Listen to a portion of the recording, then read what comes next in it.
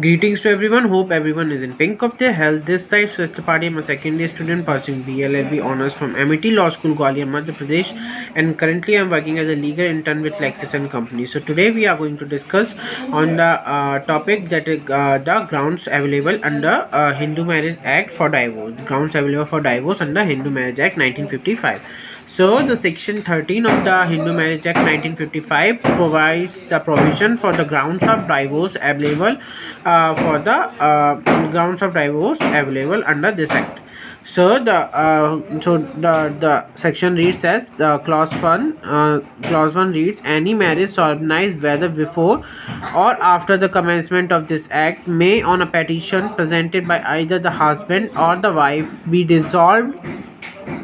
by decree of divorce on the grounds that the other party first has after the solemnization of marriage had voluntary sexual intercourse with any person other than his or his spouse, or has after the solemnization of marriage treated the petitioner with the cruelty, or has deserted the petitioner for continuous period of not less than 2 years immediately preceding the presentation of the petitioner, or has ceased to be a Hindu by the conversion to another religion,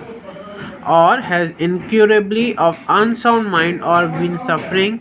from continuously or intermittently from mental disorder of such a kind and to such an extent that the petitioner cannot reasonably be expected to live with the respondent. So the grounds for the divorce, if the person if the husband or the wife presents the petition that his or her spouse has a sexual intercourse with any other person other than him or her, then that will be the valid ground for the divorce. And the second one is that that if the husband treats the wife with cruelty, if he beats him or if he commits the domestic violence on her, then that will be the valid ground for the divorce.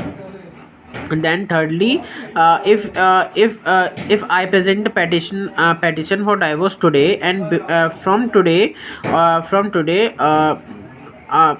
years ago from today, the person who is my spouse has left me or deserted me, and then that also will be the valid ground for the divorce. Then if that person has ceased to be a Hindu by religion, then that also will be the valid ground for the divorce. Then if my partner is of incurably unsound, that if he is mad, or is mad to such extent that it is not possible to live with him or her, that if he is mad to such extent that she can kill me, then that will be the valid ground for the divorce. Then uh, then the then either party of the marriage when solemnized before or after the commencement of the act may also present a petition for the dissolution of the marriage by a decree or divorce on the ground that there has been a resumption of cohabitation or as between the parties to the marriage for a period of 1 year of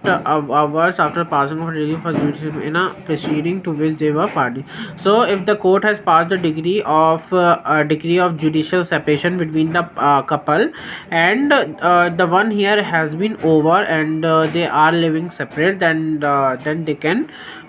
party can approach the court for the divorce. Then there has been there has been no restitution of conjugal rights for the 1 year, that they are not cohabiting and living as a husband or wife after a degree of restitution of conjugal rights have been passed by the court for the 1 year before the petition has been filed, then that will be the valid ground for the divorce.